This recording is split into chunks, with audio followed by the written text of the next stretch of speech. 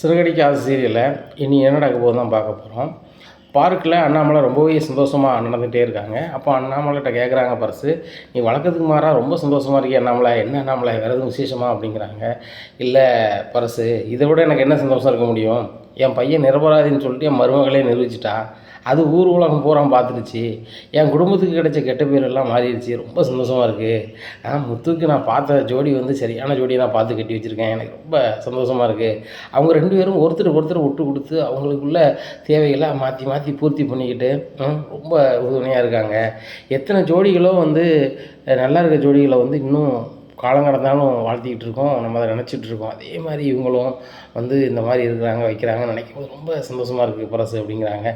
ஆமாம் அண்ணாமலை, மீனா மாதிரி ஒரு பொண்ணோ முத்து மாதிரி ஒரு பையனோ கிடைக்கிறது அரிது தான். அவங்க வந்து இணைப்பு வந்து கடவுளோட இணைப்பு தான்.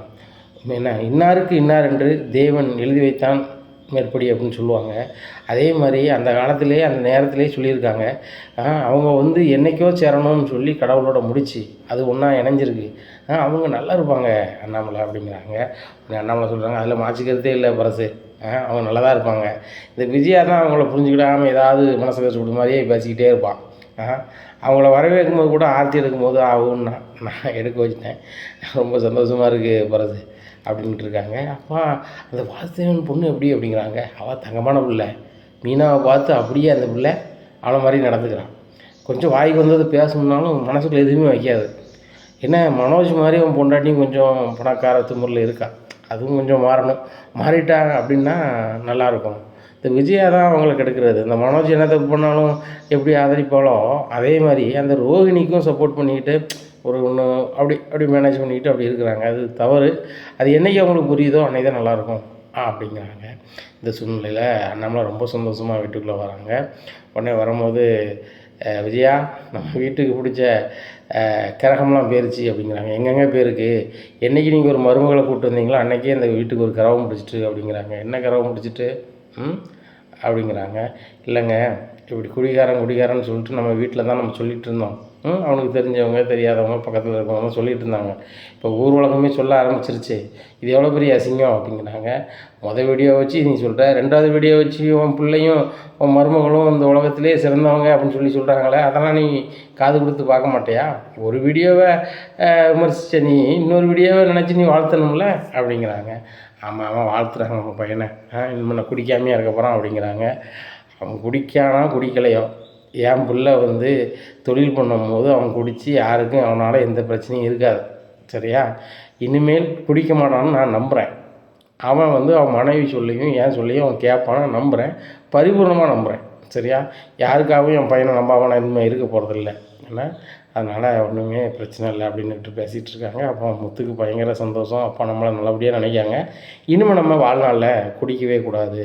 மீனாவுக்கும் நம்ம அப்பாவுக்கும் செய்யக்கூடிய ஒரு கைமாறு அப்படின்னா, நான் குடிக்கவே கூடாது, நான் நினச்சதை அப்பாட்ட சொல்லணும், எப்படி சொல்கிறது அப்படின்னு சொல்லிட்டு நேராக வராங்க காலுக்கு. அப்பா நான் அவங்ககிட்ட பேசணும், அந்த வீட்டில் உள்ள எல்லாருக்குமே ஒன்று நான் சொல்லணும் அப்படிங்கிறாங்க.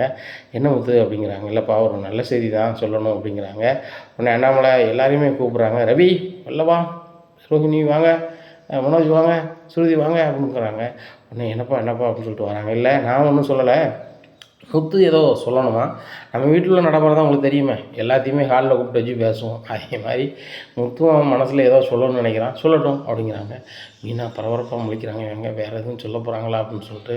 இப்போ அந்த பிரச்சனை நடக்கும்போது நான் எந்த தப்புமே செய்யலை, அப்படி செய்யாத போதே என் மேலே குற்றம் வந்துட்டு, இதுலேருந்து மீளணும் அப்படின்னா நான் வந்துட்டு ஒரு கடவுள்கிட்ட வேணும்பா, இப்படி நடந்துருச்சு, நான் மீண்டுட்டேன், என் காரும் என்னுடைய லைசன்ஸும் எனக்கு திரும்ப வந்துருச்சு அப்படின்னு சொன்னால் நான் 100 ஏழைகளுக்கு நான் சாப்பாடு கொடுக்குறதா அன்னதானம் கொடுக்குறதாக வேண்டியிருந்தேன்பா அப்படிங்கிறாங்க. உடனே அண்ணாமலை கை தட்டுறாங்க. முத்து சூப்பர்ரா அப்படிங்கிறாங்க. என்னங்க சூப்பரு, இப்போ இருக்க விலைவாசியில் 100 பேருக்கு சாப்பாடு போட்டால் பணம் என்ன ஆகுங்க அப்படிங்கிறாங்க. எப்பா அதுக்கெல்லாம் பணம் நான் ரெடி பண்ணிடுவேன்ப்பா அப்படிங்கிறாங்க. அவன் தான் ரெடி பண்ணிடுவாங்கண்ணே, நீ என்ன ரெடி பண்ண போகிற அப்படிங்கிறாங்க. ஏங்க இதெல்லாம் தேவையில்லாத வேலை, ஏற்கனவே ஊர் உலகமே நம்மளை சீச்சின்னு சொல்லிக்கிட்டு இருக்கு, இதில் 100 பேருக்கு அன்னதானம் விடணும் அப்படிங்கிறாங்க. இப்போ நல்லபடியாக தான் சொல்லுது, 100 பேருக்கு சாப்பாடு போட்டால் அவங்க வயிறு நிறையும், அவங்க வயிறு நிறைஞ்சால் இந்த குடும்பத்தையே வாழ்த்துவாங்க, குறிப்பாக முத்து மீனாவை வாழ்த்துவாங்க, அவங்களுக்கு சீக்கிரம் ஒரு நல்ல குழந்தையாக பிறக்க இது ஒரு வாய்ப்பாக இருக்கும், நிறைய பேர் ஆசீர்வாதம் தான் பெரிய விஷயம் அப்படிங்கிறாங்க. உடனே விஜயா சொல்கிறாங்க, ஏங்க அதெல்லாம் பண்ணக்கூடாதுங்க, ஒழுங்காக வீட்டு வேலையை அவன் முன்னாடி செய்ய மாட்டேக்கான். இதில் அன்னதானம் போடணும், அது போடணும், இது போடணும்னா அதை வச்சு கணக்கு வச்சுக்கிட்டு ஒரு 4 நாளைக்கு வீட்டு வேலையே செய்ய மாட்டான் அப்படின்ட்டு இருக்காங்க. உடனே அண்ணாமலை சொல்கிறாங்க, இதெல்லாம் இங்கே நடக்காது சரியா. அன்னதானம் போடுறதுக்கு ஆளை வச்சு ரெடி பண்ணுறாங்க, இல்லை அவங்களா ரெடி பண்ணுறாங்க, அது அவங்கள சார்ந்தது. நீ வேடிக்கை தான் பார்க்க போகிற, எதுவும் செய்ய போகிறதில்ல அப்படின்ட்டு இருக்காங்க. உடனே மனோஜ் சொல்கிறார், அம்மா சொல்கிறது சரியாக தானப்பா இருக்குது. நம்ம குடும்பமே பெரிய குடும்பம், நம்ம குடும்பத்தில் வச்சுக்கிட்டு 100 பேருக்கு அன்னதானம் போட்டால் சரியாக வருமாப்பா, வைக்குமாப்பா அப்படிங்கிறாங்க. டேய், தன்னுடைய உழைச்ச காசில் என்ன ஏழை எளிய மக்களுக்கு 100 பேருக்கு அவன் சாப்பாடு போடணும்னு அவன் சொல்கிறான். அது எவ்வளோ பெரிய ஒரு உன்னதமான ஒரு செயல் தெரியுமா? கடவுளுக்கு செய்யக்கூடிய பணியில் அந்த பணி சிறந்த பணி, சரிதானா? அதனால் அந்த பணியை யாரும் தடுக்காதீங்க. முத்து, இதுக்கு அப்பா ஏதாவது பணங்கன்னு தேவைப்பட்டால் அப்பாட்ட சொல்லு, அப்பா தரேன் அப்படிங்கிறாங்க. இல்லைப்பா, பணம் எல்லாம் ரெடியாக இருக்குது. சரி முத்து, சாப்பாடு எப்படி கொடுக்குறது, என்ன சாப்பாடு கொடுக்குறது அப்படிங்கிறாங்க.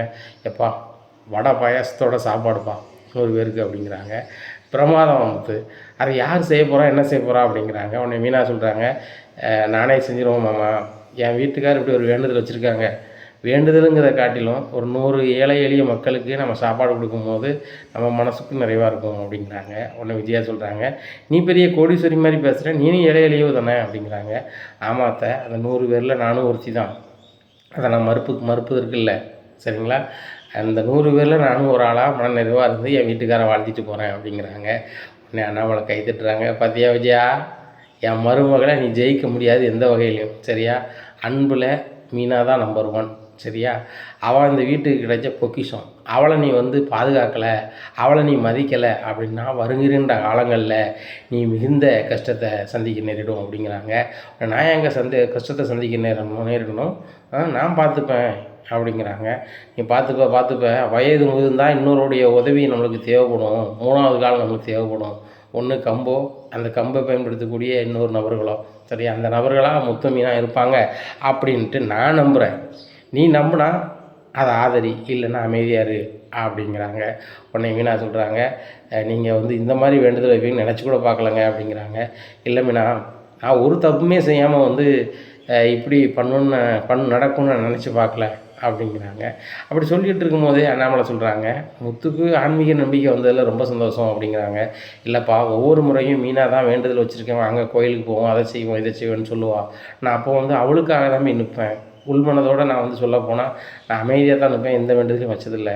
ஆனால் முதல் முறையாக என் காரு போலீஸில் கொண்டு போகையில் மீனா எனக்கு கஷ்டப்பட்டு வாங்கி தந்த காரு, என் மனைவி எனக்கு கஷ்டப்பட்டு இரவும் பகலாக பார்க்காம பூ கட்டி கண் வலிக்க கை வலிக்க வாங்கிட்டு தான் அந்த காரை நான் குடிச்சிட்டு ஓட்டணுன்னு சொல்லி வீண் பழி சுமத்துறாங்க.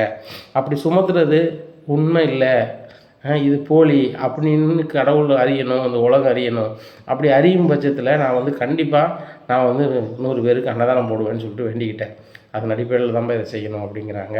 உடனே சரிப்பா, இப்படி ஒரு யோசனை நீ நேர்ந்துக்கிட்டது ரொம்ப சந்தோஷமாக இருக்குது. இந்த தகவலை தன்னுடைய நண்பர்களுக்கு எல்லாமே ஃபோன் பண்ணி சொல்லிட்டாரு முத்து. செல்வத்துக்கு ஃபோன் பண்ணி சொல்லிட்டாரு முதன் முறையாக, இந்த மாதிரி நான் 100 பேருக்கு அன்னதானம் போடலான்னு இருக்கிறேன், என் பிரச்சனை மாறிடுச்சு அப்படின்னு சொன்னால் நான் 100 பேருக்கு அன்னதானம் போடுவதாக வேண்டியிருக்கேன் நம்ம செல்வம் அப்படிங்கிறாங்க. உடனே சூப்பர் யோசனை முத்து, இப்படி ஒரு யோசனை செய்வேன், இப்படி ஒரு ஆன்மீக பணியில் நீ ஈடுபட நான் நினச்சி கூட பார்க்கல அப்படிங்கிறாங்க. இது மக்களுக்கான பணி தான், கண்டிப்பாக நீ பண்ணு அப்படிங்கிறாங்க.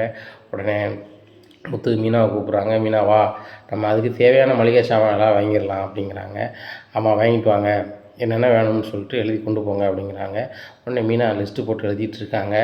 ஏங்க, வீட்டுக்கே நிறைய சாமான் இல்லாமல் இருக்குது, இவங்க சமைக்கணும், அப்படி பண்ணணும் இப்படி பண்ணணும்னு சொல்லி வாங்கிறதுக்கு கிளம்புறாங்க, வீட்டு சாமானை வாங்கி போட சொல்லுங்கள் அப்படிங்கிறாங்க.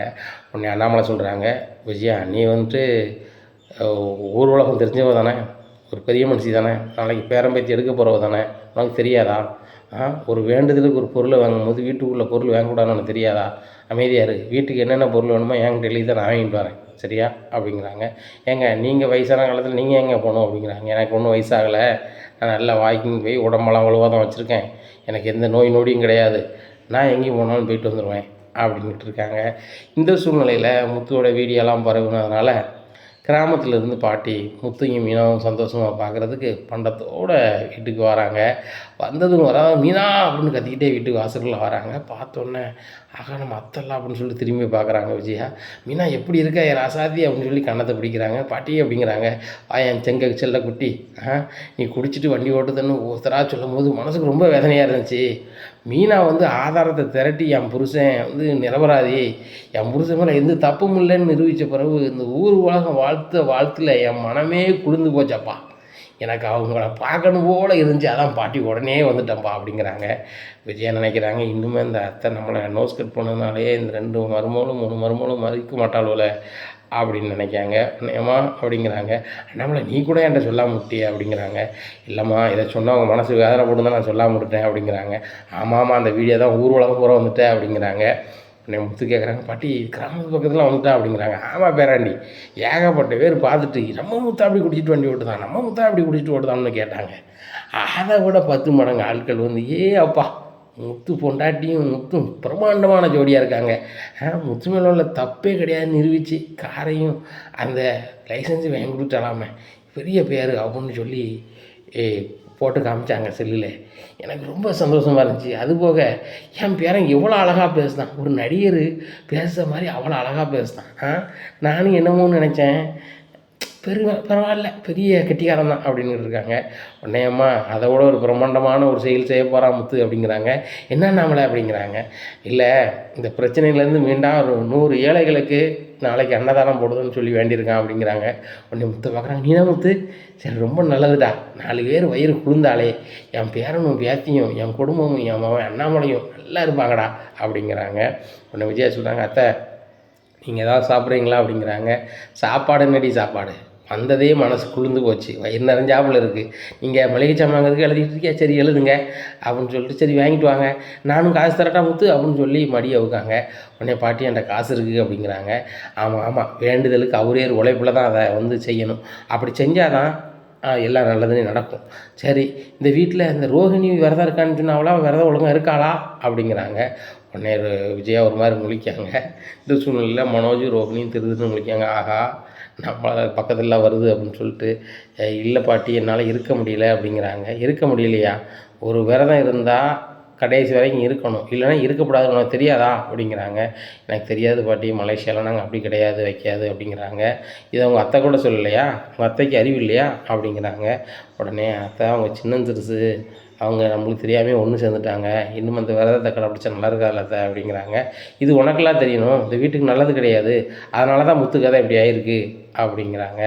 உடனே இல்லைத்த அப்படிலாம் இப்படி ஆகும் அப்படிங்கிறாங்க.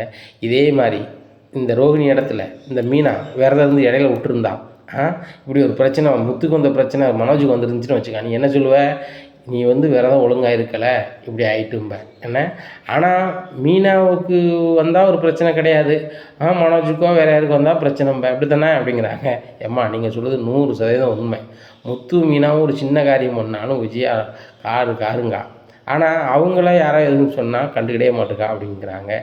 உடனே ரோகிணி அண்ணாமலை பார்க்குறாங்க, இந்த அங்கிள் வந்து நம்மளுக்கு மனோஜுக்கு எதிராக தான் இருக்காங்க, இந்த மீனாவுக்கு முத்துக்கு தான் சப்போர்ட் பண்ணிக்கிட்டே இருக்காங்க, இதை கண்டிப்பாக ஏதாவது ஒரு வகையில் தடுத்தாகணுமே, இந்த அங்கிள் வந்து நம்மளுக்கு மட்டும்தான் சப்போர்ட் பண்ணணும், அந்த வீட்டில் அந்த மாதிரி பண்ணணும், அப்படியாவது ஒரு செய்தி நடக்கணுமே, சங்கதி பண்ணணுமே அப்படின்னு சொல்லிட்டு ரொம்பவே மனசுக்குள்ள நினைக்காங்க.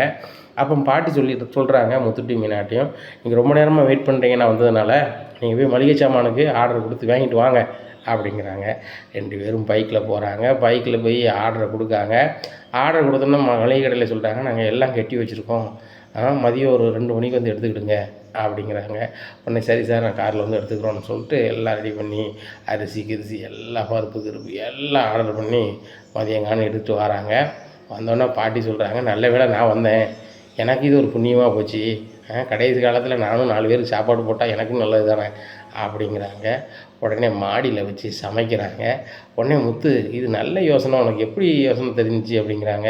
இல்லை பாட்டி, ஒரு 100 பேர் வந்து வயிறார சாப்பிட்டு வாழ்த்தினாவது என் பிரச்சனை மாறும், என் குடும்பத்தில் உள்ள கஷ்டம் நீங்கும்னு சொல்லி தான் பாட்டி இப்படி செஞ்சேன் அப்படிங்கிறாங்க. உண்மைடா உண்மை, நம்ம குடும்பத்துக்கு இருந்த கஷ்டமே பேர் தான், அந்த பேர் நீங்கிறதுக்கு இது ஒரு காரணம் தான், சரியா, நீ அந்த பிரச்சனை முடிஞ்ச பிறகும் அதை நினச்சி செய்யணும்னு நினைக்கலாம், மனசும் பெரிய மனசு தான் அப்படின்னு சமையல் எல்லாம் பண்ணி வீட்டு வாசலில் நின்றுக்கிட்டு எல்லாரையும் வணங்குறாரு முத்தும் மீனாவும்.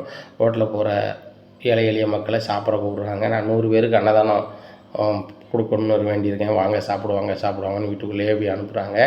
அண்ணாமலை, பாட்டி எல்லாருமே சாப்பாடை வச்சுக்கிட்டு இருக்காங்க. இந்த சூழ்நிலையில் ஹாலில் உட்காந்து விஜயாவுக்கும் ரோகிணிக்கும் மனோஜுக்கும் பயங்கர எரிச்சலாக இருக்குது.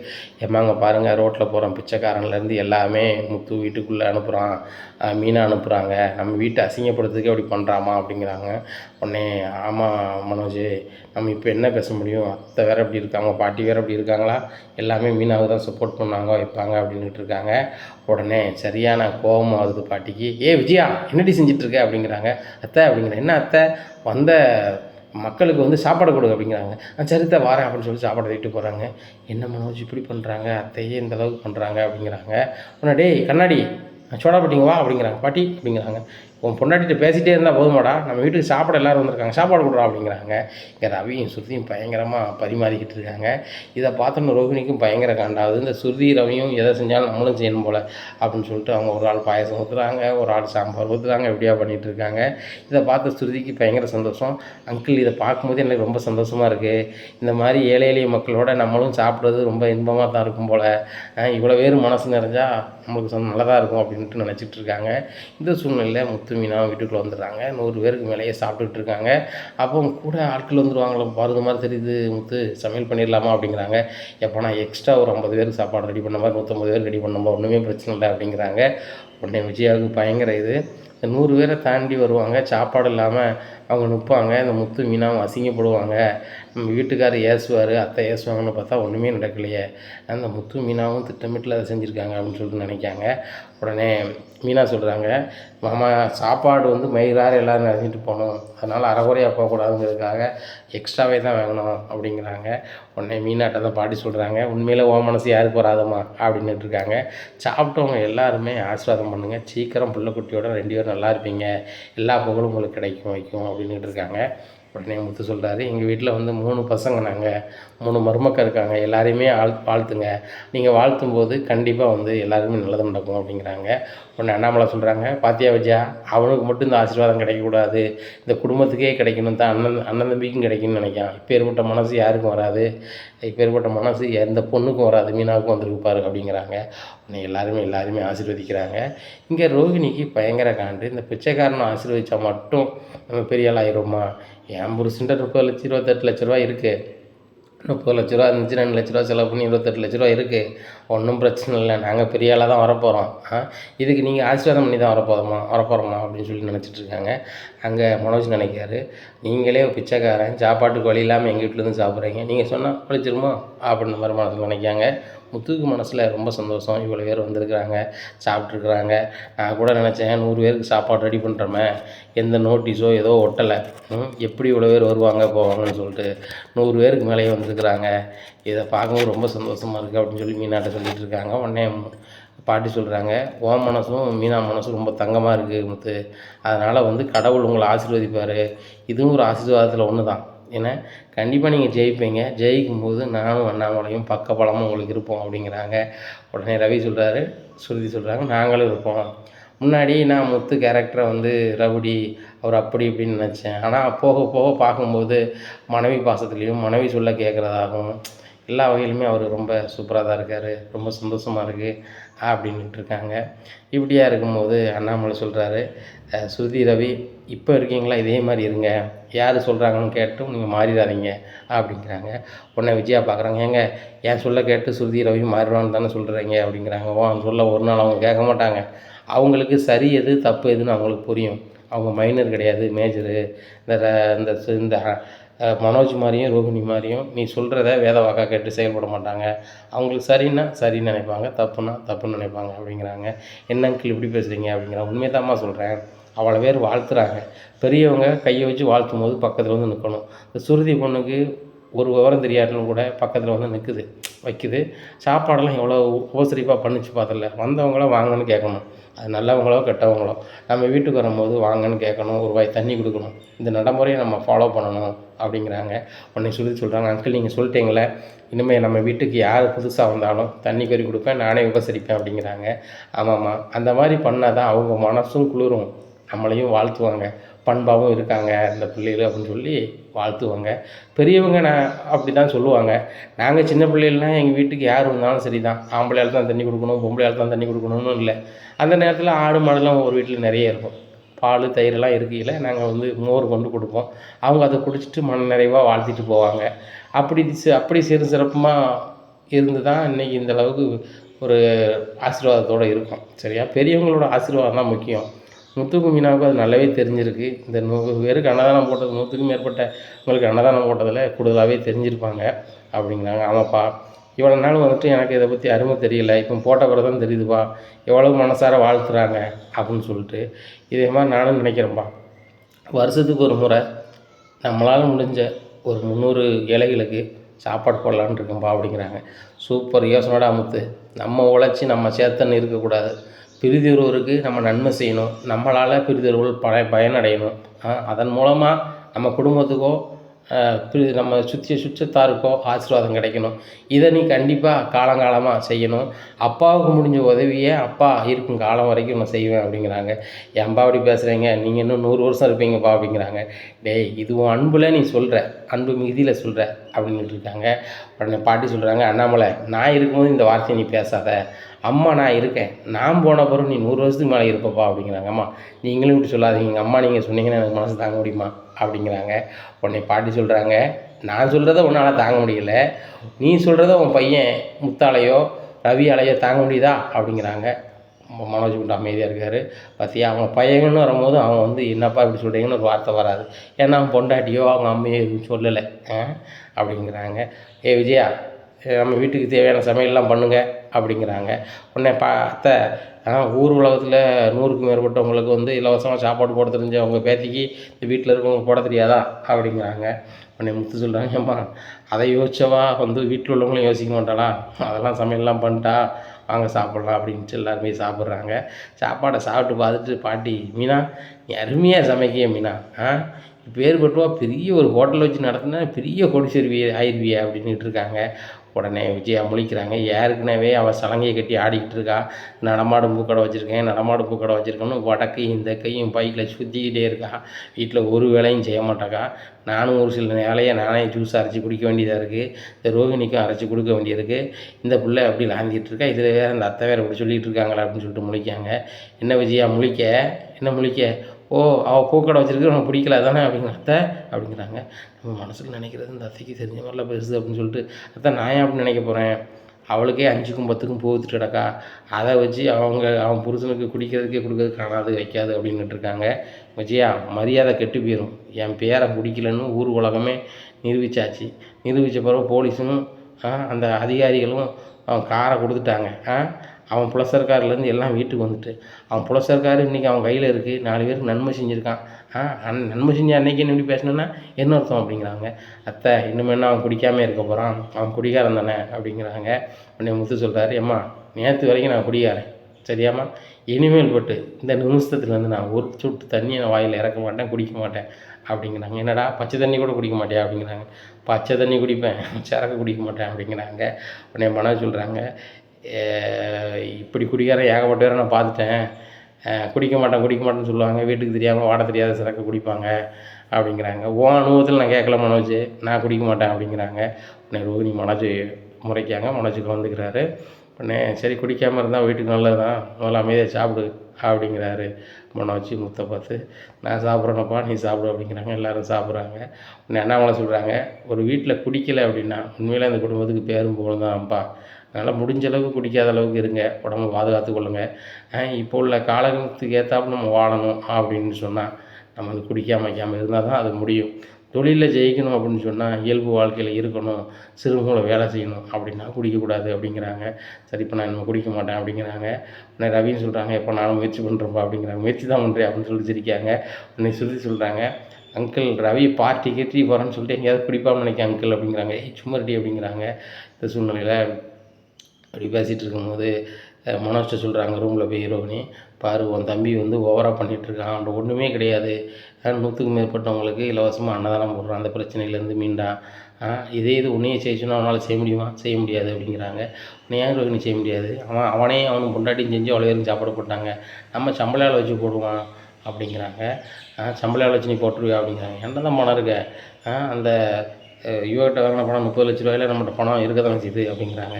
உடனே ரோகிணி ஆமாண்ணே, இந்த மீனா வந்து அவங்களா தானே சமைச்சு இது பண்ணணும், நம்ம சம்பள ஆள் வச்சே போடலாம், நம்மளும் பெரிய ஆளாக வந்த பிறகு இவங்க 300 பேர் கொடுக்காங்க, நம்ம 3000 பேருக்கு சாப்பாடு போடுவோம் அப்படிங்கிறாங்க.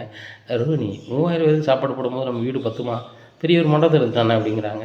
ஆமாம் மனோஜ், நம்ம பெரிய மண்டபமாக எடுத்து பயங்கரமாக போடணும், சாப்பாடு பரிமாற கூட ஆட்கள் தான் வைக்கணும், நம்ம நின்று ஒரு வேடிக்கை தான் பார்க்கணும் அப்படிங்கிறாங்க. ஆமாம் ரோகிணி, நம்ம வந்து இவங்கள மாதிரி ஒருத்தருக்கா தண்ணியெல்லாம் கொடுத்துட்டு விடக்கூடாது. ரோட்டில் போகிற பிச்சைக்காரங்க நம்ம சாப்பாடு கொடுத்து அவன் வாழ்த்தி நம்ம பெரிய ஆளாக போகிறோமா? நம்ம கொடுத்தங்க பேர் இருந்தால் கணாதா அப்படிங்கிறாங்க. ஆமாம் மனோஜ், நம்ம தோரணைக்கு ஏற்றாப்புல நம்ம ரேஞ்சுக்கு ஏற்றாப்புல தான் நம்ம முடிவு எடுக்கணும் அப்படின்னு சொல்லி பயங்கரமாக பேசிகிட்டு இருக்காங்க. சரி மனோஜ், என்ன தொழில் பண்ணலாம், என்னென்ன ஐடியாவில் இருக்கியா அப்படின்னுட்டு இருக்காங்க. இல்லை ரோகிணி, பெரிய லெவலில் ஏதாவது வந்து ஒரு தொழில் பண்ணலான்னு யோசிக்கிறேன். ரவிக்கு நிறைய ஐடியா இருக்குது, முன்னாடி நிறைய சொல்லுவான், அவங்ககிட்ட இது சம்மந்தமாக கேட்கலான்னு இருக்கேன் அப்படிங்கிறாங்க. சரிங்க, எப்படியாவது கேட்டு ரெடி பண்ணுங்க வைங்க அப்படின்னுட்டு இருக்காங்க. உடனே ஆமாங்க, ஆமாம் ரோஹினி, அது சம்மந்தமாக பேசணும், ஆனால் அவன்கிட்ட ஃப்ரீயாக பேசணும். இந்த சுருதி எப்பவும் அவன் கூடயே இருக்கான், அது போக நான் பேசுகிறது முத்து வந்து தட்டி தட்டி பேசிகிட்டு இருப்பான், ஃப்ரீயாக ஒரு நாள் நான் பேச போகிறேன் அப்படின்னு விட்டுருக்காங்க. உடனே ரவிக்கு பயங்கர சந்தோஷம், முத்துக்கு வந்து நல்ல பேர் கிடச்சிருச்சு, இந்த வீட்டுக்கும் நல்ல பேர் கிடச்சிருச்சுன்னு சொல்லிட்டு ரொம்ப சந்தோஷத்தில் இருக்கார். அங்கே ரெஸ்டாரண்ட் போகிறாங்க. ரெஸ்டாரண்ட் ஓனர் சொல்கிறாரு, முத்து உங்கள் அண்ணன் தானே அப்படிங்கிற. ஆமாம் சார் அப்படிங்கிறாங்க.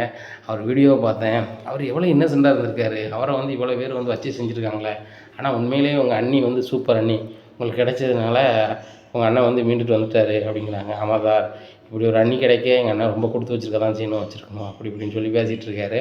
இப்படி இருக்கும்போது ரவி, இப்பேற்பட்ட குடும்பத்தில் உள்ள பையனுக்கு வந்து நான் சம்பளம் கம்மியாக இருந்துகிட்ருக்கேன், இப்போ உனக்கு சம்பளத்தை நான் ஒரு 5000 எக்ஸ்ட்ரா இந்த மாதத்துலேருந்து தரப்போகிறேன் அப்படிங்கிறாங்க. ரொம்ப நன்றி சார் அப்படிங்கிறாங்க. நன்றி எனக்கு சொல்லாத, உங்கள் அண்ணனுக்கும் உங்கள் அண்ணிக்கும் சொல்லு, அவங்க வந்து எப்படி கஷ்டப்பட்டு முன்னேறலாம், நாங்கள் வந்து யாருக்கும் அந்த பாவம் செய்யாமல் எங்கள் வேலையை மட்டும் பார்த்துட்ருக்கோம், எங்களுக்கு வேண்டாதவங்க இப்படி செஞ்சோன்னா வீடியோ ஃபார்வர்ட் பண்ணிட்டீங்க வச்சுட்டீங்க, எங்கள் வாழ்வாதாரம் என்ன ஆகும், எங்கள் வீட்டுக்கார் வந்து இந்த காரை நம்பி தான் இருக்காங்க, நான் இந்த காரை நம்பி தான் இருக்கேன்னு சொல்லிட்டு உங்கள் அண்ணன் சொல்கிறாரு. அதே மாதிரி நீனும் இந்த தொழில் நம்பி தானே உங்கள் குடும்பத்தை பார்ப்பேன், ஒரு வசதியான பிள்ளையை கட்டியிருக்க, உனக்கும் வந்துட்டு வருமானம் கொஞ்சம் கூட வந்தால் தானே அந்த பொண்ணையும் மெயின்டைன் பண்ண ஸ்பெண்டர்னு சொன்னதுக்கு நல்லாயிருக்கும், அந்த பொண்ணும் வேலைக்கு போகுதுன்னு சொல்கிறேன், அவளுக்கு முன்னாடி நீனும் ஒரு தன்னம்பிக்கையாக ஒரு சுதாரிப்பாக வாழணும்னா அது இந்த பணம் கொஞ்சம் உதவியாக இருக்கும், இப்போதைக்கு 5000 நான் சம்பளம் கூட்டி தந்திருக்கேன், இனிமேல் பட்டு உனக்கு 6 மாதத்துக்கு இருக்கா 5000 கூட்டி தரேன் அப்படிங்கிறாங்க. ரொம்ப நன்றி சார் அப்படிங்கிறாங்க. நன்றி எனக்கு எப்போவுமே சொல்லாத, உன் மைனிக்கும் உங்கள் அண்ணனுக்கும் சொல்லு, உண்மையிலே அவங்க நல்ல ஜோடி சரியா, அவங்கள ஒரு நாள் நேரில் பார்த்து நானும் வாழ்த்துன்னு இருக்கேன் அப்படிங்கிறாங்க. கண்டிப்பாக சார், என்றைக்குனாலும் வாங்க அப்படிங்கிறாங்க. சரிப்பா, நம்ம ரெஸ்டாரண்ட்டுக்கு ஒரு நாள் வர சொல்லு, அவங்களுக்கு நல்ல சாப்பாடு கொடுத்து உபசரித்து ஒரு வாழ்த்து தெரிவிப்போம் அப்படிங்கிறாங்க. சரி சார் அப்படிங்கிறாங்க. உடனே நேராக முத்துக்கு ஃபோன் அடிக்கிறாங்க. முத்து ரொம்ப நன்றிடா அப்படிங்கிறாங்க. எனக்கு எதுக்கிட்ட நன்றி, நான் தான்டா நன்றி சொல்லணும், ஸ்டேஷனில் நான் எது பூரா வந்து காத்திருந்தேன் அப்படிங்கிறாங்க. நான் உன் தம்பிடா, உனக்காக நான் காத்திருக்காமல் யார் காத்திருப்பா அப்படிங்கிறாங்க. அது உண்மைதான் அப்படின்ட்டு இருக்காங்க. அண்ணி பண்ண விஷயமும் நீ பண்ண விஷயமும் ஊர் உலகம் ரொம்ப சிறப்பாக பேசுகிறாங்க, எங்கள் ஹோட்டல் ஓனரே ரொம்ப வாழ்த்திட்டாரு, உன்னால் எனக்கு 5000 சம்பளம் எக்ஸ்ட்ரா கொடுக்குறாங்க வைக்கிறாங்க அப்படிங்கிறாங்க. என்னடா சொல்கிற அப்படிங்கிறாங்க. ஆமாம், வீடியோ வைரல் ஆனதுனால சம்பளம் எனக்கு கூட்டிட்டாங்க, மாதம் இன்னும் வந்து 6 மாதம் வரைக்கும் சம்பளம் கூட்டுறோன்னு சொல்கிறாங்க, நீனும் வந்து சம்பளம் கொடுத்து காரணம் அண்ணியும் காரணம், ரொம்ப நன்றி முத்து அப்படிங்கிறாங்க. இது கேட்கடா நன்றி விடுறா அப்படின்ட்டு இருக்காங்க. உடனே ஃபோனை வச்சிடுறாரு. மேனேஜருக்கு ரவிக்கு பயங்கர சந்தோஷம், நம்ம முத்தால் நம்மளுக்கும் சம்பளம் கூட கிடச்சிச்சில அப்படின்னு சொல்லிட்டு ரொம்ப சந்தோஷமாக இருக்காங்க. உடனே சுருதிக்கு ஃபோன் பண்ணி சொல்லுதாங்க. சுருதி ரொம்ப சந்தோஷமாக இருக்குது, என்ன சம்பளம் கூட்டியிருக்காங்க அப்படிங்கிறாங்க. பரவாயில்லையே, உங்கள் ஹோட்டல்லையும் உங்கள் ரெஸ்டாரண்ட்லையும் கூப்பிட்டாங்களா, ரொம்ப சந்தோஷம், எவ்வளோ கூட்டியிருக்காங்க, 5000 கூட்டியிருக்காங்களா, வெரி குட் அப்படிங்கிறாங்க. 5000 எப்படி திடீர்னு கூப்பிட்டுவாங்க அப்படின்னு கேட்குறாங்க.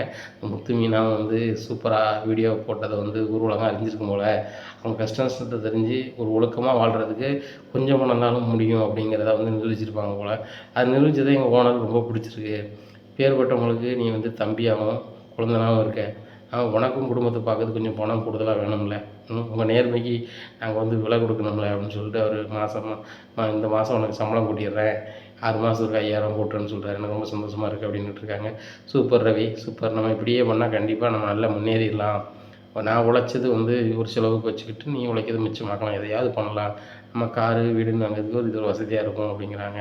ஆமாம் சுருதி, நம்ம காரு வாங்கினாலும் சரி தான், வீடு வாங்கினாலும் சரி தான், வீடு வாங்கினாலும் நம்ம கொஞ்ச நாளைக்கு நம்ம அப்பா அம்மாவோட எங்கள் அப்பா அம்மா காலத்து வரைக்கும் நம்ம ஒரே வீட்டில் தான் இருக்கணும் அப்படிங்கிறாங்க. நான் தான் சொல்லிட்டேனே, நீ சொல்லுறது வரைக்கும் அந்த வீட்டை விட்டு நான் வெளிலவே வரமாட்டேன், எனக்கு இப்படி கூட்டு குடும்பத்தில் இருக்க தான் பிடிச்சிருக்கு, முன்னாடி நான் தனியாக இருக்கிறது தான் சுதந்திரம், தனியாக இருக்கிறது தான் சந்தோஷம்னு நினச்சிட்டு இருந்தேன், இப்படி ஒரு கூட்டு குடும்பத்தில் இருக்கும்போது ரொம்ப இன்பமாக இருக்குது. அந்த ஒவ்வொருத்தரும் ஒவ்வொரு குணத்தில் இருக்கிறாங்க. உங்கள் அம்மா ஒரு குணத்தில் இருக்காங்க, ரோஹிணி ஒரு குணத்தில் இருக்காங்க, மனோஜ் ஒரு குணத்தில் இருக்கிறாங்க, மீனா முத்து வேறு மாதிரி குணத்தில் இருக்கிறாங்க. அந்த 100 பேருக்கு மேலே அன்னதானம் போட்டதில் அதில் எனக்கு பயங்கரமான சந்தோஷம். ரவி நம்மளும் இப்படி ஒரு நாள் செய்யணும் ரவி அப்படிங்கிறாங்க. கண்டிப்பாக செஞ்சிடலாம் அப்படின்னுட்டு இருக்காங்க. உடனே ரவியும் ஸ்ருதியும் வேலைக்கு போய்ட்டு வந்துடுறாங்க. அப்போ வந்தோடனே ஸ்ருதி, அங்கிள் நாங்கள் எல்லார்ட்டையும் பேசணும், எல்லாரையும் வர சொல்லுங்கள் அப்படிங்கிறாங்க. என்னம்மா எல்லாரையும் கூப்பிட்ற அப்படிங்கிறாங்க. இல்லை அங்கிள், நம்ம வீட்டில் நடைமுறையே இது தானே, ஒரு இது விஷயத்த சொல்லணும் அப்படின்னா எல்லாரையும் கூப்பிட்டு காலில் வச்சு தானே சொல்லுவோம், அதே மாதிரி சொல்லணும் அப்படிங்கிறாங்க. உடனே என்ன ஸ்ருதி எதுவும் மாசமாக இருக்கியா அப்படிங்கிறாங்க. என்ன ஆண்டி சொல்கிறீங்க, அதை விட சந்தோஷமான செய்தி அப்படிங்க. அதை விட சந்தோஷமான செய்தி என்னது அப்படின்ட்டு விஜயா ரொம்பவே பரபரப்பாக உட்காந்துட்டு இருக்காங்க. அப்போ அண்ணாமட்ட சொல்கிறாங்க, அங்கிள் இந்த முத்து மீனாவும் 100க்கும் மேற்பட்டவங்களுக்கு சாப்பாடு போட்டாங்க. நாங்கள் ஒரு 200 பேருக்கு சாப்பாடு போடலான்னு நானும் ரவியும் இருக்கோம். ரவி நல்லா சமைப்பார், நான் அவருக்கு முடிஞ்ச ஹெல்ப் பண்ணுவேன், நாங்களும் அன்னதானம் போடலான்னு இருக்கோம் அப்படிங்கிறாங்க. உடனே அண்ணாமலை, சூப்பர்மா சூப்பர்மா, இப்படி 4 பேருக்கு நன்மை செய்யணும்னு நினச்சி இருக்கப்பட்டவங்கெல்லாம் வந்து ஆசைப்பட்டோன்னா கண்டிப்பாக எந்த ஏழைகளும் இந்த நாட்டில் இருக்க போகிறதில்ல, யாரும் பட்டினி பசின்னு இந்த உலகத்தில் தூங்க போகிறதில்ல, கண்டிப்பாக இதை பண்ணுங்க அப்படிங்கிறாங்க. உடனே விஜயா சொல்கிறாங்க, ஏங்க அவன் சம்பாதிக்கிறது இந்த பொண்ணு சம்பாதிக்கிறது இப்படி செலவு பண்ணிவிட்டு இப்படி போங்கன்னாங்க பெரியவங்க சொல்லுவாங்க, பெரியவங்க செலவு ஏன் பண்ணுறீங்கன்னு சொல்லணும் அப்படிங்கிறாங்க. விஜயா, எந்த செலவை பண்ணணும் பண்ணக்கூடாதுன்னு முதல்ல தெரிஞ்சுக்க, சரியா? இந்த மாதிரி பண்ணுற புண்ணியம் வந்து பின்காலத்தில் வந்து அவங்களுக்கு வந்து ரொம்ப ஆசீர்வாதமாக இருக்கும் அப்படிங்கிறாங்க. உடனே சுருதிட்ட அண்ணாமலை சொல்கிறாங்க, கண்டிப்பாக அதை செய்யுங்க, மாமாவும் உங்க கூட சேர்ந்து இணைந்து செய்வேன், முத்து மீனாவும் உங்க கூட சப்போர்ட்டாக இருப்பாங்க அப்படிங்கிறாங்க. உடனே ஸ்ருதி சொல்கிறாங்க, கண்டிப்பாக நீங்கள் எல்லோரும் சப்போர்ட் பண்ணின்னு எனக்கு தெரியும், என்ன ரோகிணியும் மனோஜும் ஆண்டியும் கொஞ்சம் விலகி நிற்பாங்க, நம்ம மீதி எல்லோரும் செஞ்சிடலாம் அப்படிங்கிறாங்க. என்ன ஸ்ருதி நீ இப்படி சொல்கிற, முத்து மீனாவும் செய்யும்போது வேறு, நீ செய்யும்போது நான் இணைஞ்சு செயல்பட மாட்டேன்னா, உங்களுக்கு ஒரு ஆசீர்வாதம் தான் எனக்கு நல்லது தானே அப்படின்ட்டு இருக்காங்க. உடனே ரோகிணி அப்படி சமாளிக்கிறாங்க. ஸ்ருதி, எனக்கு முத்து மீனாவும் அந்த நேரத்தில் நான் கோபமாக இருந்துச்சு, அதனால தான் பண்ணலை, உங்களுக்கு நான் கண்டிப்பாக நல்லா பண்ணுவேன் அப்படிங்கிறாங்க. அப்படியா அப்படின்னு சொல்கிறாங்க. உடனே அண்ணாமலை சொல்கிறாங்க, நல்ல காரியம் என்றைக்கு பண்ணலான்னு இருக்கீங்க அப்படிங்கிறாங்க. அங்கிள் நாளைக்கே பண்ணணும் அப்படிங்கிறாங்க. என்ன ஸ்ருதி சொல்கிறீங்க அப்படிங்கிறாங்க. இல்லை ரவிக்கு வந்து சம்பளம் கூடிருச்சு. அப்படியாடா, வாழ்த்துக்கள்டா வாழ்த்துக்கள்டா அப்படின்றாரு அண்ணாமலை. விஜயாவும் சூப்பர்டா சூப்பர் அப்படிங்கிறாங்க. ஆமாம், அவருக்கும் சம்பளம் உயர்வாயிருச்சு, நாங்கள் நல்ல நிலைமைக்கு வரப்போகிறோம், அதுக்கு காரணம் வந்து இந்த முத்தும் இந்த வாழ்த்தின பொதுமக்களும் தான் அப்படிங்கிறாங்க. ஆமாம்மா, பெரியவங்க வாழ்த்துனா கண்டிப்பாக நல்லதாக நடக்கும் அப்படிங்கிறாங்க. உடனே விஜய் அவங்க விட்டுட்டு உட்காந்துருக்காங்க. உடனே பாட்டி சொல்கிறாங்க, ரொம்ப சூப்பர் ஸ்ருதி, பணக்கார வீட்டு பிள்ளையாக இருந்தாலும் ஏழைகளை பற்றி நினைக்க, என்றைக்கு ஒருத்தங்க ஏழைகளை பற்றி நினைக்காங்களோ அன்னைக்கு இந்த வாழ்க்கை தரம் நம்ம தரம் உயரும், நம்மளும் ஆசீர்வாதமாக இருப்போம் அப்படின்ட்டு இருக்காங்க. உடனே விஜயாவுக்கு சரியான கிடப்பு, இந்த அத்தை சும்மையும் கிடக்க மாட்டாங்கல்ல, எதையாவது ஒன்றை பேசிக்கிட்டு தான் கிடப்பாங்க அப்படின்னு சொல்லிட்டு இருக்காங்க. உடனே ரவி, எதுவும் நினைக்காத, உங்கள் அம்மா எனத்தையாவது தடக்கல் போட்டுக்கிட்டு தான் இருப்பாள், நீ வழக்கம் போல் செய்யுங்க, மளிகை சாமான் வாங்குறதுக்கு நினச்சி போகிறீங்க அப்படிங்கிறாங்க. இல்லை முத்து ஒரு கடையில் மளிகை சாமான் வாங்கினாமலாம் அதே கடையில் கூட்டி கொண்டு போய் வாங்கலான்னு இருக்கேன் அப்படிங்கிறாங்க. சரி வாங்க லிஸ்ட் எழுதுவோம் அப்படின்னு சொல்லிட்டு மீனா, அண்ணாமலை, பாட்டி எல்லாருமே என்னென்ன வேணும்னு எல்லாமே சொல்கிறாங்க. அதை எழுதி வாங்கிக்கிட்டு நேராக கடைக்கு முத்து போகிறாரு. சார் நாளைக்கு சமையல் பண்ணணும், மளிகை சாமான் எப்போ எடுக்க வரணும் அப்படின்னு கேட்குறாங்க. காலையில் 8 மணிக்கு வந்துடுங்க, மளிகை சாமான் தயாராக இருக்கும் அப்படிங்கிறாங்க. அதே மாதிரி காலையில் 8 மணிக்கு போய் எடுக்கிறாங்க. எடுத்துகிட்டு சமையல்லாம் பயங்கரமாக பண்ணி ஒரு உலகத்துக்கு போகிறாங்க. எல்லாருமே ஸ்ருதியும் ரவியும் வாழ்த்துறாங்க. இந்த சூழ்நிலையில் ஸ்ருதியும் ரவியும் அன்னதானம் போடுறாங்கிற விஷயம் வந்து ஸ்ருதியோட அம்மாவுக்கும் அவங்க அப்பாவுக்கும் தெரிய வருது. உடனே ஸ்ருதிக்கு ஃபோன் அடிக்காங்க. ஸ்ருதி, ஏன் தேவையில்லாமல் வேலை பார்த்துட்ருக்க, ரோட்டில் போகிறவங்களுக்கும் சாப்பாட்டுக்கு வழி இல்லாதவங்களுக்கும் பிச்சைக்காரங்களுக்கும் சாப்பாடு பண்ணணும்னு அவசியமா, இதவா உனக்கு வேலை, அதுக்கு தான் அந்த வீட்டில் நீ லவ் பண்ணி மேரேஜ் பண்ணி அங்கே போனியா அப்படிங்கிறாங்க. ஏம்மா, அன்புனா என்ன, பாசம்னா என்ன அப்படிங்கிறத இந்த வீட்டில் வந்து தான் பார்த்தேன், அதனால் அவன் ஃபோனை வைமா, எனக்கு அன்னதானம் கொடுக்கறதுக்கு நேரம் ஆகுது அப்படின்னு சொல்லிட்டு ஃபோனை கட் பண்ணிவிட்டு எல்லா வேலையும் பார்க்குறாங்க. நடந்த விஷயத்த அவங்க அப்பாட்ட சொல்கிறாங்க. ஸ்ருதியோட அம்மா, அவன் நம்ம சொல்ல கேட்குறது மாதிரி இல்லைங்க, அவளை அந்த வீட்டிலேருந்து பிரிக்கவே முடியாது, அவங்க அப்படி ஆக்கி வச்சுருக்காங்க அப்படின்ட்டு இருக்காங்க. சரி, நமக்கு ஒரு வாய்ப்பு கிடைக்காமையா இருக்கும் இந்த ஸ்ருதி இந்த வீட்டுக்கு வர்றதுக்கு, நம்ம கண்டிப்பாக பண்ண விட, நீ ஃபீல் பண்ணாத, நான் பார்த்துக்கிறேன், இனிமேல் சுதா, இன்னும் உன் ஐடியாவில் நான் செயல்பட மாட்டேன், ரவியும் ஸ்ருதியும் பிரிச்சாவது இந்த வீட்டுக்கு நான் கொண்டு வந்து தீருவேன் ஸ்ருதி அப்படிங்கிறாங்க. எங்கள் மாப்பிள்ளை நல்ல பையங்க அப்படிங்கிறாங்க. நல்ல பையனாக தான் இருக்கான், என்ன நம்ம சொல்ல கேட்க மாட்டேறாங்களா, அப்பேற்பட்ட பையன் எதுக்கு, நம்ம மாப்பிள்ளைங்கிறவன் நம்ம சொல்லுக்கு ஆடுற மாதிரி இருக்கணும், அவன் சொல்லுக்கு என் பொண்ணு ஆடுற மாதிரி இருக்கக்கூடாது அப்படிங்கிறாங்க. சரிங்க, இதை பண்ணுங்க அப்படின்ட்டு இருக்காங்க. உடனே அண்ணாமலைக்கு இங்கே ரொம்ப சந்தோஷம். சுருதியோட அப்பாவும் அம்மாவும் இந்த அன்னதானம் பண்ண வேண்டாம், வைக்க வேண்டாம்னு சொன்னாலும் கூட இந்த புள்ள நான் பண்ணத்தான் செய்வேன், என் குடும்பம் மானதான் முக்கியம்னு சொல்லி நம்ம குடும்பத்தை ரொம்ப நினைக்கல அப்படின்னு சொல்லிட்டு கண்ணீர் சிந்துறாரு. என்னப்பா அழுறீங்க அப்படிங்கிறாங்க. அழலப்பா, இது ஆனந்த கண்ணீர். அந்த சுருதி பொண்ணு நம்ம குடும்பம் தான் முக்கியம்னு சொல்லிட்டு இருக்குது. அந்த பொண்ணு மனசு கஷ்டப்படாத அளவுக்கு நம்ம எல்லோரும் நடக்கணும்பா அப்படிங்கிறாங்க. கண்டிப்பாப்பா, நான் கூட பணக்குறல் அப்படி இப்படின்னு சொல்லிட்டு அந்த பிள்ளைய நிறைய இது பண்ணியிருக்கேன். ஆனால் நான் தப்பு செய்யாத போதும், நான் தப்பு செஞ்சேன்னு 4 பேர் சொல்லும் போதும் எனக்கு ஆதரவாக அந்த பிள்ளை பேசின பிள்ளை. அதனால் அந்த பிள்ளை மனசு கஷ்டப்படுமா எதுவுமே செய்யக்கூடாதுப்பா. ரவியும் நல்லா இருக்கணும், அந்த பிள்ளையும் நல்லா இருக்கணும், எல்லோரும் நல்லா இருக்கணும்ப்பா அப்படிங்கிறாங்க. நீங்களும் நல்லா தான்ப்பா இருப்பீங்க. நீங்கள் செஞ்ச புண்ணியத்தை அவங்களும் தொடர்ந்து செய்கிறாங்க. இப்படி மனோஜும் செஞ்சாமல் அவனுக்கும் ஆசீர்வாதமாக இருக்கும் அப்படின்னுட்டு இருக்காங்க. உடனே மனோஜ் சொல்கிறாரு, இதே நான் ஏன்பா செய்யணும், அது செஞ்சால் எனக்கு அமௌண்ட் பெரிய அளவில் அமௌண்ட் வரும், இந்த அமௌண்ட்டு செலவு பண்ணி எதுக்கு, இதே அமௌண்ட் நான் பிஸ்னஸ் பண்ணால் பெரிய ஆள் ஆயிடுவேன் அப்படின்ட்டு இருக்காங்க. உடனே மனோஜ் இப்போ முத்து பார்க்குறாரு, எதையும் செய்ய மாட்டேன், செய்கிறவங்களையும் செய்ய விட மாட்டேன், அதனால் ஐயா எனக்கு பஞ்சு வைக்க நேரம் அதிகம், நான் போயிட்டு வரேன் அப்படின்னு சொல்லிட்டு பஞ்சு வைக்கிறாங்க. உடனே மனோஜ் சொல்கிறார், எனக்கு வயிறு பசிக்கி அப்படிங்கிறாங்க. சரி ரைட்டு, 100 பரதேசி உட்காந்துருக்காங்க, 101வது பரதேசியாக நீ உட்காரு அப்படிங்கிறாங்க. நான் என்ன பிச்சைக்காரனா அப்படிங்கிறாங்க. டேய் நீ லட்சக்காரனாடா, நீனும் கோயில் முன்னாடி பிச்சை எடுத்து வந்தானே, உனக்கு இதில் என்ன மாச்சிக்கிறது, நம்ம வீட்டுக்கு வந்திருக்க அவங்க பெரியவங்க கூட உட்காந்து சாப்பிட ஒன்றும் பிரச்சனை கிடையாது அப்படிங்கிறாங்க. உடனே மனோஜ் ஆளோட ஆள் உட்காந்து சாப்பிட்றாங்க. இதை பார்த்த ரோகிணிக்கு ஒரு பயங்கர கடுப்பாகுது. உடனே மனோஜ் சாப்பிட்டு சாப்பாடு பயங்கரமாக இருக்கு, வடை பாயசம் அப்படின்ட்டு வராங்க. உனக்கு மனோஜ் உனக்கு வெக்கமே இல்லையா, சாப்பாடு கடைசியாக சாப்பிட வேண்டியதானே, நீ வந்து அந்த பரதேசிகளோட உட்காந்து சாப்பிட்ற அப்படிங்கிறாங்க. ரோகிணி அவங்கெல்லாம் கோயிலில் வாசலில் என் கூட இருந்தவங்க தான், ஒன்றும் பிரச்சனை இல்லை, பழைய ஃப்ரெண்ட்ஸ் தான் அப்படிங்கிறாங்க. உனக்கு வெக்கமா இல்லை அப்படிங்கிறாங்க. உடனே இல்லை ரோகிணி, சாப்பாடும் நல்லா டேஸ்ட்டாக இருந்துச்சு, வயிறு வேறு பறிச்சா அதான் சாப்பிட்டேன் அப்படின்னு இருக்காங்க. உடனே எல்லோரும் சாப்பிட்டு முடிச்சோடனே நம்மளை ரொம்ப சந்தோஷம், சுருதி, ரவி நீங்கள் இப்படி பண்ணுவீங்கன்னு நினச்சி கூட பார்க்கல, இப்போ உள்ள பிள்ளைகள் இதெல்லாம் நினைப்பீங்கன்னு நினைக்கல அப்படிங்கிறாங்க. மீனா முத்தும் இப்போ உள்ளவங்க தானே, அவங்க செய்யும்போது எங்களால் செய்ய முடியாத அங்கிள், அதனால தான் செய்யணும்னு நினச்சோம், நிறைய பேரோட வாழ்த்துக்கள் இந்த வீட்டுக்கு வரும், நம்மளும் நல்லா இருக்காங்களா அங்கிள் அப்படின்ட்டு இருக்காங்க. உடனே ரவி நீ சூப்பராக சமைச்சிட்டேப்பா அப்படிங்கிறாங்க. அப்போ நான் என்ன சமைச்சாலும் அண்ணி மாதிரி சமைக்க முடியாது, மீனா அண்ணி அன்றைக்கி இதோட செம்மையாக சமைச்சிருந்தாங்க அப்படிங்கிறாங்க. உடனே அண்ணாமலை சொல்கிறாங்க, நம்ம ருசியாக கொடுக்குமோ கொடுக்கலையோ வயிறார சாப்பாடு கொடுத்தோம்ல, கண்டிப்பாக நம்மளுக்கு இந்த குடும்பத்துக்கு வாழ்த்து இருக்கும் அப்படின்ட்டு இருக்காங்க. இப்போ பாட்டி சொல்கிறாங்க, எனக்கு இந்த வீட்டுக்கு வந்ததுக்கு ரொம்ப சந்தோஷமாக இருக்குது, இந்த 2 பேர் அன்னதானம் பண்ணீங்க, இதுக்கு நான் கூட வந்து எனக்கும் புண்ணியம் கிடைக்கும், கடைசி காலத்தில் நான் சொர்க்கத்துக்கு போகிறதுக்கு இது ஒரு வாய்ப்பாக இருக்கும் அப்படின்ட்டு இருக்காங்க. உடனே எல்லாருமே சிரிக்கிறாங்க. விஜயா நீனும் விழுந்து வேலை செஞ்சேன்னா நீ செஞ்ச பாவங்கள்லாம் தொலையும் அப்படிங்கிறாங்க. அத்தை நான் என்ன பாவம் செஞ்சேன் அப்படிங்கிறாங்க. நீ என்ன பாவம் செய்யலை, கல்யாணம் முடிச்ச பிறகு என் பையனை என்கிட்ட வந்து பிரித்தேன், இப்போ குடும்பத்தை ஒவ்வொரு மருமக்களையும் சேர விடாமல் பிரிச்சுக்கிட்டு இருக்க, தொடர்ச்சியாக நீ பாவம் பண்ணிக்கிட்டு தானே இருக்க அப்படிங்கிறாங்க. விஜயா ரொம்பவே ஆடி போகிறாங்க. இந்த சூழ்நிலையில் மனோஜ் மறுபடியும் நைட்டு பேசுகிறாங்க. ரோகிணி நம்ம இப்படியே இருக்கக்கூடாது, பாரு சுருதி ரவியும் வந்து சம்பளம் கூட்டிகிட்டு அப்படி கூட்டிகிட்டு இப்படி கூட்டிகிட்டு போயிட்டு இருக்காங்க, அவன் ஏற்கனவே ஒரு கோடீஸ்வரன் வீட்டில் பொண்ணு கட்டியிருக்கான் மனோஜ். சரி நம்ம ரவி அவங்க அப்பா வந்து நிறைய நகைகள்லாம் செய்கிறாங்க, எங்கள் அப்பா ஜெயிலேருந்து வெளியே வர முடியாமல் இருக்குது, சொத்து பற்றி என்ன நிலைமையில் இருக்குதுன்னு தெரில, அதனால் நீ பிஸ்னஸ் பண்ணால் தான் நம்ம பெரிய ஆளாக முடியும் அப்படிங்கிறாங்க.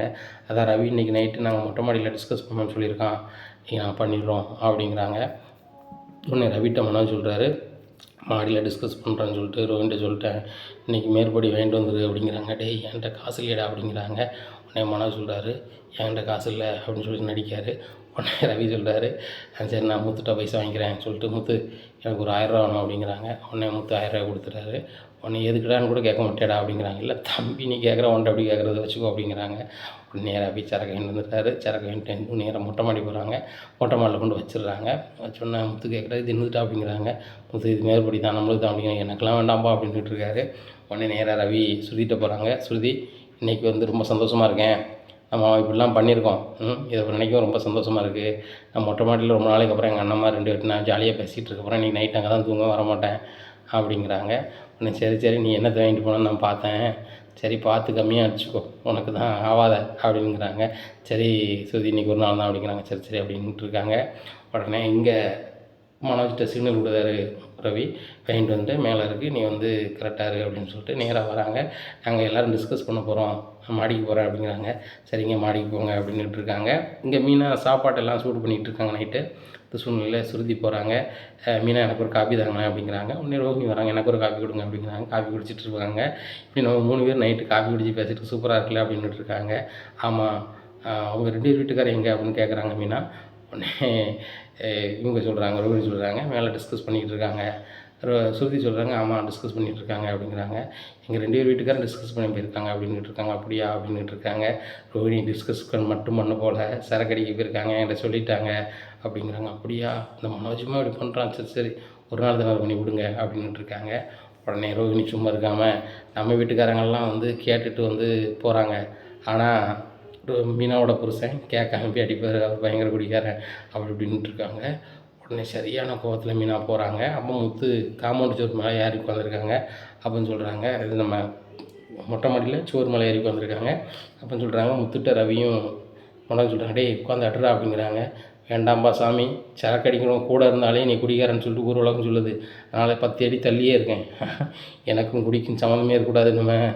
நான் பழைய குடிக்காரனாக இருந்துட்டு போகிறேன். இப்போ நடப்பு காலத்தில் நான் அடிக்க மாட்டேன்.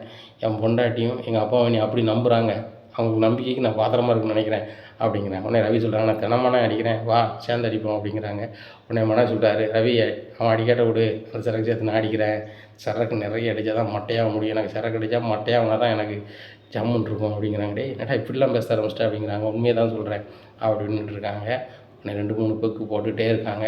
உடனே 2-3 ஃபோட்டோவும் வீடியோவும் எடுத்து வச்சுக்கிறாரு முத்து. உடனே இந்த சூழ்நிலையில் மீனா கீழே இறங்கி வராங்க. ரோகிணி வாய்க்கிலேயே பேசினா மட்டும் போதாது, உண்மை எதுவும் தெரிஞ்சுட்டு பேசுங்க அப்படிங்கிறாங்க.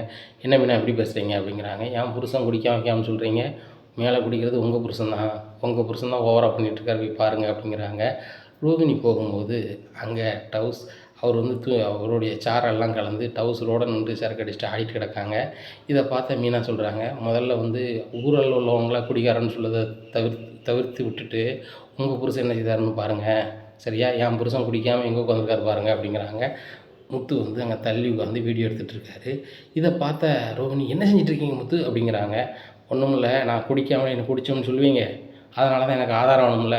என் பொண்டாட்டி ஆதாரம் இருக்க போய் நிரூபித்து என்னை குடிக்கலன்னு சொல்லி கொண்டு வந்துட்டான், என் காரையும் லைசன்ஸும் மீட்டுட்டா. இன்றைக்கி வந்து நான் குடிக்காமல் உரமாக உட்காந்துருக்கேன், நீங்கள் என்ன சொல்லுவீங்க, முத்து தான் ஊற்றி கொடுத்தான், முத்து தான் குடிக்க வச்சிட்டான்னு சொல்லுவீங்க, அதனால் நான் வந்து இப்படி செஞ்சேன் அப்படிங்கிறேன். உடனே ரவி, அண்ணே நீ சாரி அப்படிங்கிறாங்க. ஸ்ருதி, சாரி கொண்டு சொல்லித்தானே வந்தேன் அப்படிங்கிறாங்க. நான் ஒன்றும் சொல்லு ரவி, நீ வந்து மனோஜ் மாதிரி ரொம்ப அசிங்கமாக பண்ணல, நார்மலாக பண்ணிக்கோ, பக்கத்து வீட்டுக்காரங்க அசிங்கமாக பார்த்துக்கோ அப்படிங்கிறாங்க. இந்த மனோஜுக்கு பயங்கர போதைய, ரோஹிணி நீ கீழே போடணும் போ அப்படிங்கிறாங்க. மனோஜ் அசிங்கப்படுத்தாத கீழே வா அப்படின்ட்டு இருக்காங்க. நான் வரல அப்படின்ட்டு இருக்காங்க. உடனே முத்து சொல்கிறாங்க, அவனுக்கு போதை ஓவராயிருச்சு, வரமாட்டான், போதை தெளிஞ்சு அவனே கீழே வருவான், பரவாயில்லம்மா நீங்கள் கீழே போங்க அப்படிங்கிறாங்க. ரோஹிணி பயங்கர கடுப்பில் கீழே பார்த்து நடந்து போகிறாங்க. அப்போ மீனா சொல்கிறாங்க, எதையுமே அரைகுறையாக தெரியாமல் பேசாதீங்க, குடிக்கிறவங்க ரெகுலராக குடிப்பாங்கன்னே நினைக்க வேண்டாம், சரிங்களா? யாருமே திருந்துவாங்க, சரியா? குடிக்காதவங்க குடிக்காமலே இருந்துட மாட்டாங்க, சில நேரங்களில் குடிக்கக்கூட வாய்ப்பாக வரலாம். என் புருஷன் குடித்தவர் இப்போ திருந்திட்டார், சரியா? உங்கள் புருஷன் குடிக்காமல் இருந்தவர் இப்போ குடிக்க ஆரம்பிச்சிட்டாரு, தொடர்ச்சியாக குடிச்சிட்டு குடிகாரனாக கூட ஆக வாய்ப்பு இருக்குது. அதனால் திருத்தணும் அப்படின்னா அவங்க புருஷனை திருத்துங்க. என் புருஷனை குடிகாரன் பேசுகிற வேலை இனிமேல் வச்சுக்கிடாதீங்க, சரியா? அது என் முன்னாடி நீங்கள் பேசுனீங்கன்னா பல பின்விளைவுகளை சந்திக்க வேண்டியிருக்கும் அப்படிங்கிறாங்க. உடனே ஸ்ருதி சொல்கிறாங்க, மீனா சொல்கிறது கரெக்டு தானே, அவர் புருஷனே குடிகாரன்னு பேசிகிட்டு இருக்கீங்க, மனோஜ் தான் ரொம்ப ஓவராக அவ்வளோ குடிச்சிட்டு மட்டையாகிட்டு கிடக்காரு, பாருங்கள் அவர் இடுப்பில் துணி விலகினது கூட அவருக்கு தெரியல, இப்பேற்பட்டவரை வச்சுக்கிட்டு நீங்கள் இந்த வாய் பேச வேண்டியதான். ரோகிணி உங்களை பார்க்க எனக்கே காமெடியாக இருக்குது அப்படின்னு சொல்லிட்டு வேறு ரூமில் போய் தூங்கிடுறாங்க. ரோகிணி ரூமுக்கு வந்து தூக்கம் வராமல் பயங்கர கடுப்பில் உட்காந்துட்ருக்காங்க. மனோஜுக்கு ஃபோன் அடிச்சுட்டே இருக்காங்க. மனோஜுக்கு பயங்கர சரக்கு அடிச்சுட்டு லோலாய் பண்ண ஆரம்பிச்சிடுறாரு. இந்த சூழ்நிலையில் ரோகிணிக்கு பயங்கர கடுப்பு. உடனே என்னடா ஓவராக சவுண்டு கேட்குது அப்படின்னு சொல்லிட்டு பார்க்குறாங்க. அண்ணாமலையும் விஜயாவும், எங்கள் மாடியில் ஒரே சவுண்டாக கேட்க பாருங்கள், முத்து அவன் வேலையை ஆரம்பிச்சிட்டான் அப்படிங்கிறாங்க. உடனே விஜயா, என்னன்னே தெரியாமல் அவன் வேலையை காமிக்க ஏதாச்சும் தான் மாரி அப்படிங்கிறாங்க. உடனே முத்து அங்கே அட்வைஸ் பண்ணிகிட்ருக்காரு, டேய் நான் குடிக்காமையே நான் குடிச்சிட்டேன்னு சொல்லி ஊர் உலகம்லாம் வீடியோ எடுத்து போட்டானுங்க, நீ இப்படி ரோலாய் பண்ணிகிட்ருக்காடா, இடுப்பில் ஒழுங்காக துணியை கட்டுடா அப்படின்னு சொல்லி மனோஜ்கிட்ட கிட்ட சொல்லிகிட்டு இருக்காங்க. பார்த்தியா, அங்கே ரவியும் மனோஜ் தான் குடிச்சிட்டு ஆட்டம் போட்டுட்டு இருக்கானுங்க. இந்த நிலைமையில் நம்ம 2 பேரும் போய் பார்த்தா நல்லா இருக்காது. முத்து அதை மேனேஜ் பண்ணிகிட்டு இருக்கான், அவன் குடிக்காமல் 2 பேரையும் மேனேஜ் பண்ணுறான். நீ முத்தே குடிக்காமல் முத்து குடித்தான் முத்து குடிக்க வச்சான்னு பேசிக்கிட்டு இருக்காத, கீழே இருங்க போவோம் அப்படின்னு சொல்லிட்டு கிளம்பி போகிறாங்க. உடனே விஜயாவுக்கு ரொம்பவே அவமானமாக இருக்குது. இந்த ரவியும் மனோஜும் என்ன அசிங்கப்படுத்துகிறாங்க, இந்த முத்து குடிக்கார போய் குடிக்காமல் இருக்கான், இவனு 2 பேரும் குடிச்சு அசிங்கப்படுத்துகிறாங்களே அப்படின்னு சொல்லிட்டு உட்காந்துட்டு இருக்காங்க. காலையிலே வராங்க. அத்தை மனோஜ் நைட்டு சரக்கு அடிச்சுட்டு ஓவராக பண்ணுறாரு அத்தை, நீங்கள் சொல்லுங்கள் அப்படிங்கிறாங்க. நானும் பார்த்தோமா ரொம்ப கடுப்பாக இருக்குது, அவன் தூங்கிட்டு இருக்கான்னு எந்திக்கட்டும், பிஞ்ச விளக்கமத்தால் வாங்குகிறேன் அப்படிங்கிறாங்க. சரி த, எப்படியாவது சொல்லி அவரை திருத்த வழியை பாருங்கள் த, இந்த மாதிரிலாம் பண்ணிக்கிட்டு இருந்தாங்கன்னா இந்த மீனா முன்னாடி இந்த முத்து முன்னாடி நான் அசிங்கப்பட்டு தான் நிற்கணும், நான் இவ்வளோ பெரிய பணக்கார வீட்டில் பிறந்து இவங்ககிட்ட அசிங்கப்படுத்துன்னு எனக்கு அசிங்கப்படுறான்னு தலையெழுத்து இல்லை அப்படிங்கிறாங்க. சரிம்மா நீ எதுவும் நினைக்காத, இனிமேல் இந்த மாதிரி நடக்காது அப்படின்ட்டு இருக்காங்க. இல்லைத்த மீனா என்னை ரொம்ப கேவலமாக பேசினாங்க அப்படிங்கிறாங்க. அந்த பூக்காரி அவ்வளோ கேவலமாக பேசுகிறாளா அப்படிங்கிறாங்க. இல்லைத்த இவர் குடிக்க போய் தான் நான் அவள் பேசினா, இனிமேல் இவர் வந்து ஒழுங்காக இருந்தால் தான் அந்த மீனா முன்னாடியும் அந்த முத்து முன்னாடியும் நான் கௌரவமாக வாழ முடியும், அதை உங்கள் பையன்கிட்ட சொல்லி வைங்க. இல்லை அப்படின்னா அவர் தன்னந்தனியாக மட்டும்தான் அந்த வீட்டில் வாழ்வார், அந்த வீட்டில் இருக்க மாட்டேன்னு சொல்லிடுங்க அப்படின்னு சொல்லிட்டு பெரிய பந்தாவாக சொல்லிவிட்டு வீட்டை விட்டு கிளம்புறாங்க. உடனே விஜயா ரொம்பவே யோசிக்கிறாங்க. இந்த முத்து மீனாவும் ஒவ்வொருத்தரையும் அனுப்பிவிட்றாங்களோ அந்த வீட்டை விட்டு அப்படின்னு சொல்லிட்டு, சரி இனிமேல் இவங்க இருக்கிறதுங்க நல்லது கிடையாது, இதுக்கு ஏதாவது ஒரு வழியை விரைவாக பண்ணி முத்து மீனா வந்து வீட்டை விட்டு அனுப்பி ஆகணும் அப்படின்னு சொல்லிட்டு விஜயா ரொம்ப யோசிக்கிறாங்க. இனி என்ன நடக்கும் இந்த விஜயா வீட்டில் அப்படிங்கிறத பொறுத்து வந்து பார்க்கலாம். நம்ம சேனலை நீங்கள் மறக்காமல் லைக் அண்ட் சப்ஸ்கிரைப் பண்ணுங்கள். நன்றி, வணக்கம்.